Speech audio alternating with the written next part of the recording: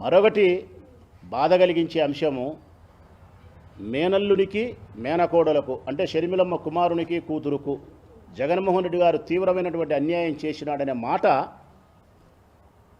నాకే బాధ కలుగుతుంది. అంటే ఒకవేళ నిజంగా ఎవరైనా మీ మాటలు నమ్మితే మీ బిడ్డను మీ కుమారుణ్ణి ఏ విధంగా భావిస్తారు తల్లి? ఇంత అన్యాయస్తుడా జగన్మోహన్ రెడ్డి అని చెప్పి మీ మాటలు నమ్మితే అనుకోరా? ఈ రాష్ట్రానికి మాజీ ముఖ్యమంత్రి నీ కుమారుడు, రాజశేఖర రెడ్డి కుమారుడు, ఈ రాష్ట్ర మాజీ ముఖ్యమంత్రి, ఇంకా 2-3 దఫాలు ముఖ్యమంత్రి అయ్యే ప్రజాభిమానం కలిగినటువంటి నాయకుడు నీ బిడ్డ.